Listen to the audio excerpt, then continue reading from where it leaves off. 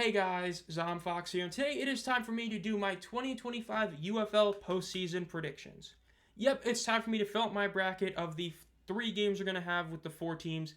Who do I think wins the first round? Who do I think wins the championship? Let's get right into the bracket. Now, yes, three of these four teams were, here last year, and in fact, the home game is the same as last year. Both St. Louis and Birmingham ended up winning their conferences again. Yes, it technically wouldn't have mattered, but both teams still did end up winning their conferences, and they're both, again, in Birmingham and St. Louis, just like last year. Michigan is representing the challenger on the USFL side once again. XFL side, that's different. San Antonio, absolute trash heap of a season. The worst in this era of spring football. Just really rough. DC was a lot better than most people expected. Even though I was definitely one of the few who really thought they were going to be bad this year, even people who thought they were going to be better than I did still didn't think they were going to be this good. They ended up finishing as the number 2 seed in the XFL Conference and have made the playoffs, being the one team that didn't make it last year to make it this year. So let's get started with the USFL side of the bracket. Now, the USFL side of the bracket is, of course, the Panthers versus the Stallions. Now, the all-time record is like 7-0 Birmingham over Michigan, 5-0 if you only count the UFL.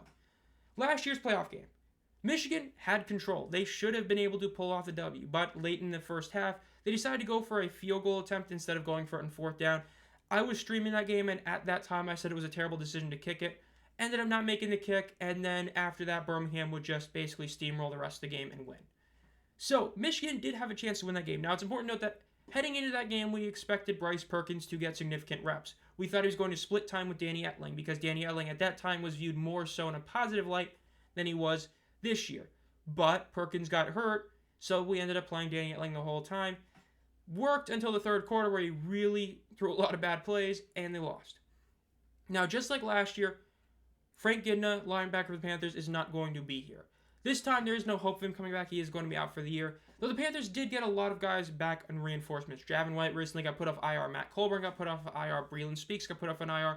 And Bryce Perkins should be ready for this playoff game after dealing with an ankle injury.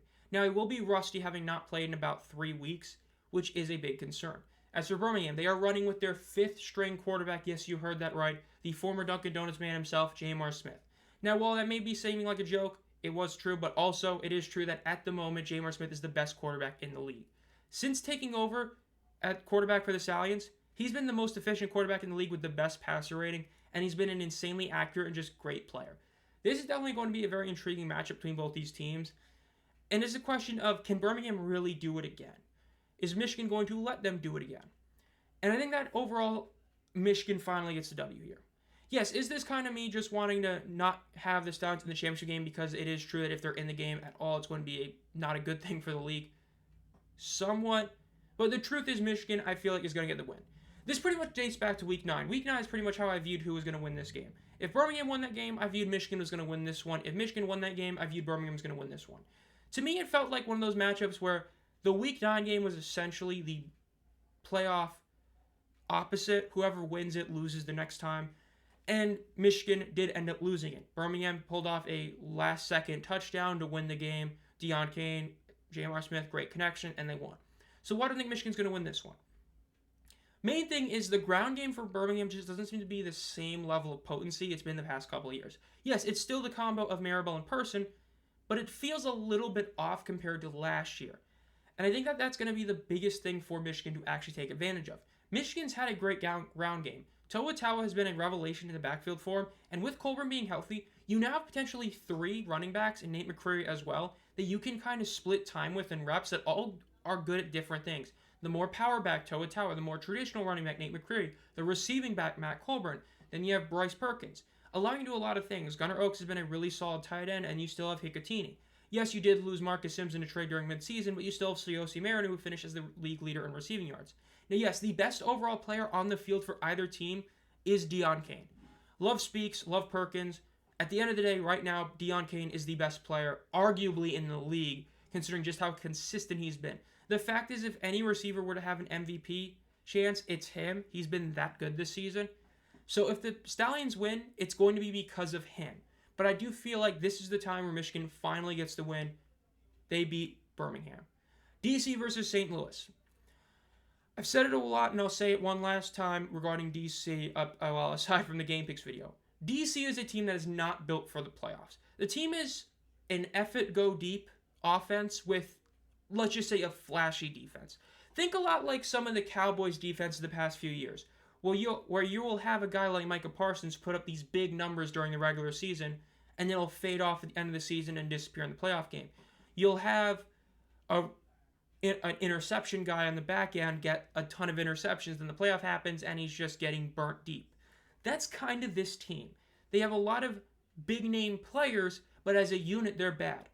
Aside from San Antonio, the worst defense in the league statistically was DC, and it wasn't really close. The only teams somewhat close to them were Memphis and Houston. Houston's only that bad because of a bad week 1, and Memphis is only there because they didn't get a ton of takeaways, which actually shows how much better of a defense they are, because DC got a lot of takeaways, yet still were really poor in points allowed and yards allowed per game. So defensively, they're going against the best defense in the league. Willie Harvey was once again an all-league player. You still have a bunch of other great defenders. Peta was the league leader in sacks. You still have Mike Rose. You have a great defense in St. Louis. Here's a better unit.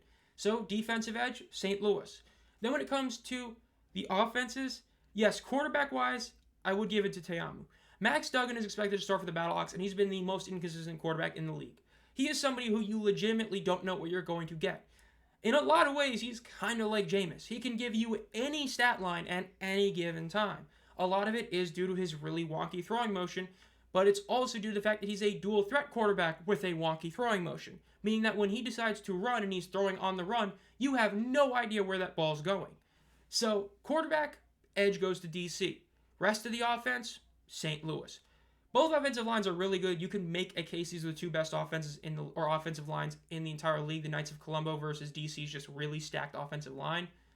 When it comes to the ground game, though, no contest, DC loses. Abram Smith has not been the same player since his injury, which you hate to see. But this season, he's been the worst consistent starting running back in the entire league. And while Deion Jackson has had a lot of promise and shown great flashes, a big issue with him is he'll essentially give you one really good, 15-yard plus run, and the rest of the game, he'll be kind of non-existent. Whereas St. Louis, even in the off days of Jacob Sailors, because he's such a good receiving threat and running back threat, he'll usually be at least good in one of those two facets. Receiving-wise, both teams have really good receivers. Yes, DC did lose Ty Scott during the season. At the end of the day, though, for how great Chris Rowland is, you still have Hakeem Butler, Ja'Cory Pearson, Blake Jackson on one team. St. Louis is the better offense, and special teams also goes to them. Hot Rod's been the best kicker in the league. Who do I think wins this? St. Louis. I've said it before, I think that if DC pulls this one off, this would be an even bigger upset than when the Renegades beat Houston. Maybe not when the Renegades did beat DC, but I think that at least since then, this would be the biggest upset. The fact is, DC is just not built for a playoff game, and against a team like St. Louis, which really is built for the playoffs, aside from the quarterback not being super consistent, which, again, worst case scenario, because of how they've handled the last 2 weeks, while I did hate that they didn't play him at all, Duggan in Week 10, Brandon Silvers has gotten legit snaps with these starting receivers. If need be, you can plug him in, and he will give you a good enough performance to win in the playoffs. He's been that solid. He hasn't been perfect, but he's been a much more consistent passer in the limited reps he's had than Max Duggan. So when you have that in your back pocket, it's a big deal. That's why I give the advantage on that as well, and that X factor to St. Louis. So, I think St. Louis gets the W. St. Louis versus Michigan. Let's call it like it is. 95% of UFL fans that either A, don't have a favorite team, or his favorite team is not one of these four, this is the matchup they want. Both games these teams have played, whether it be last year or this season, have been insanely close, nail-biting games. One of them was a true defensive battle, and the other one was more of an offensive showcase. You have two teams that can really win in any kind of way. These would be also the best in regards to showing what matters in football. What is it that matters? The fundamentals. A good ground game. The ability to ground and pound your opponent is something that has been important for years. We just saw the Eagles win a Super Bowl because they had the best running back in the league. Take a guess what two teams have the best ground attack in the league. Michigan, St. Louis. While certain stats they might not be, ask anyone. These are the two best teams on the ground. Sailors and Tawa, you can argue, are the two best running backs in the league. Perkins and Duggan, they are the best two running quarterbacks in the league. And if you disagree with that, it's because you say Manny Wilkins was when he was healthy, which, again, was another Battlehawk. So, the two teams with the best ground game would meet in this game. And they would have good defenses. Now, Michigan's defense is a bit of a wild card. Again, a lot of injuries. How healthy is Kenny H. Lovely going to be? How healthy is a couple of the other guys who got banged up in Week 10 going to be? How healthy are the guys that came back? Breland Speaks has been playing, but is Javin White going to be fully ready for this game? This is going to be a great matchup. But overall, for how much it pains me to say this, I think this is St. Louis's year. I think they're finally going to get over the hump and win it. The reason is not because of a true... It's obviously, I'll talk about more about the Michigan matchup, but the Arlington rematch this season. St. Louis historically cannot win games that actually matter. Think about their franchise history.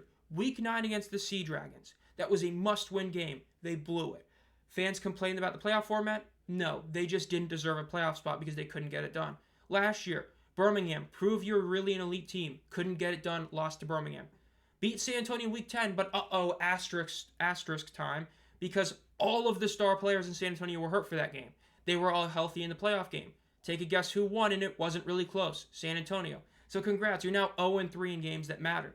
Then this season, you had an early matchup against DC and Arlington. You lost both of them. So then that rematch happened. You had to win that game. Historically, you do not win that game. Take a guess what happened. They won. It was the most important win in the franchise's entire history to that point, because that is a game they never would have won before. They also beat Michigan in a big matchup. They beat Birmingham in a big matchup. They even beat DC in the rematch to determine who officially got the number 1 seed this year. It just feels like this is their year. When it comes to this matchup, not using Destiny as a reason, the biggest issue is going to be special teams.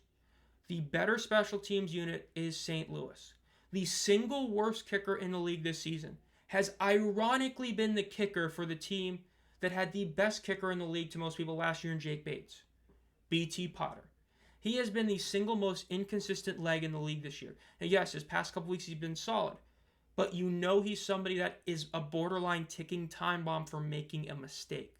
There is a very real shot that the Battlehawks win this game because of 1 or 2 missed field goals or a muffed punt or a bad punt. Again, the Birmingham game in week 2, a huge argument can be made that the Panthers lost the game not because of Etling or Perkins, though Perkins deserves some blame, but the special teams. Even later in the season, they made multiple big mistakes on special teams. So you have that going against you, as well as the better defense. While the ground game, honestly, advantage is probably Michigan just because of the volume of great players they have, it gets countered by the fact that St. Louis has a better defense. So better defense, St. Louis. Better special teams, St. Louis. Better ground game, Michigan. Better receiving core, got to give it to St. Louis, but the better passer is Perkins, so again, that's a wash. So again, what does that lead you? That leads you back to special teams. Like I mentioned, you have both teams basically tied except special teams. That's where one team has got the edge, and that's St. Louis.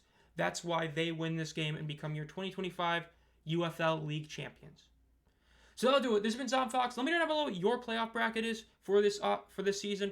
Again, it is pretty wild that we're 2 weeks away from the season ending. I will be live stream play-by-playing all 3 playoff games, so make sure you're around the channel for those on Sunday and obviously the next Saturday. So make sure you subscribe with the bell turned on. Think about becoming a community member. Like this video. Again, we only got 2 weeks left, but still trying to hit that 1250 mark by the end of the season. Subscriber, we don't hit it. At least we'll probably hit 1200, which will be incredible, but still going to go for that. Again, make sure you all have a great night.